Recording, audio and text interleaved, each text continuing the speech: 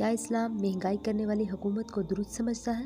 کیا عوام کو اس بارے میں خاموش رہنا چاہیے یا اسلام اس بارے میں کچھ اور سکھاتا ہے؟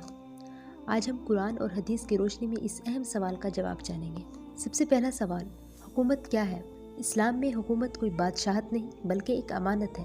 قرآن میں اللہ تعالیٰ فرماتے ہیں، اللہ تمہیں حکم دیتا ہے کہ امانتیں اہل لوگوں کے سپرد کرو اور لوگوں کے درمیان انصاف سے فیصلہ کرو۔ یعنی حکومت کا اصل کام ہے عوام کی خدمت، انصاف قائم کرنا اور لوگوں کی زندگی آسان بنانا۔ حکمران مالک نہیں بلکہ عوام کا خادم ہوتا ہے۔ اب سب سے اہم سوال، اگر حکومت عوام پر مہنگائی مسلط کرے تو؟ نبی کریم صلی اللہ علیہ وآلہ وسلم نے فرمایا، جو شخص مسلمانوں پر مہنگائی مسلط کرے اللہ اسے قیامت کے دن سخت سزا دے گا۔ آپ صلی اللہ علیہ وآلہ وسلم نے قیمتوں میں مصنوعی اضافہ جیسے کہ ذخیرہ اندوزی کرنا یا مہنگائی کرنے والوں کے لیے سخت وعید فرمائی ہے۔ مصنوعی مہنگائی، ذخیرہ اندوزی یا بلا وجہ نرخ بڑھانا اسلام میں حرام ہے، کیونکہ اس سے عام مسلمانوں کو تکلیف پہنچتی ہے۔ تو سوچیں، اسلام میں مصنوعی مہنگائی کو کتنا بڑا ظلم کہا گیا ہے۔ کیوں؟ کیونکہ مہنگائی کا اثر سب سے پہلے پڑتا ہے غریب پر، مزدور پر، عام آدمی پر، اور اسلام ہمیشہ کمزور طبقے کے ساتھ کھڑا ہوتا ہے۔ اسلامی حکمران کیسے ہوتے تھے؟ خلیفہ حضرت عمر بن خطاب کا واقعہ مشہور ہے۔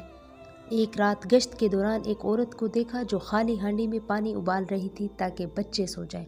حضرت عمر رضی اللہ تعالیٰ عنہ رو پڑے، فوراً بیت المال گئے، خود آٹا اٹھایا، خود کھانا پکایا اور فرمایا، اگر فرات کے کنارے ایک کتا بھی بھوکا مر گیا تو عمر سے پوچھا جائے گا۔ یہ تھا اسلامی حکمران کا احساس ذمہ داری۔ اب اہم سوال، اگر حکومت ظلم کرے تو کیا خاموش رہیں؟ نبی اکرم صلی اللہ علیہ وآلہ وسلم نے فرمایا، سب سے افضل جہاد ظالم حکمران کے سامنے حق بات کہنا ہے۔ یعنی اسلام ہمیں سکھاتا ہے حق بات کہنا، اصلاح کرنا، آواز اٹھانا، لیکن ساتھ یہ بھی سکھاتا ہے فساد نہیں، توڑ پھوڑ نہیں، انتشار نہیں۔ اسلام اصلاح چاہتا ہے، تباہی نہیں۔ اسلام ہمیں واضح پیغام دیتا ہے، اگر حکومت مہنگائی بڑھائے، عوام کو تکلیف دے، انصاف نہ کرے تو یہ اسلامی حکمرانی نہیں ہے۔ اور اسلام عوام کو بھی یہ بات کہتا ہے کہ حق بات کہنا اور اصلاح کی کوشش کرنا، دعا کرنا، کیونکہ آخر میں حکمران بھی اللہ کو جواب دے گا اور عوام بھی۔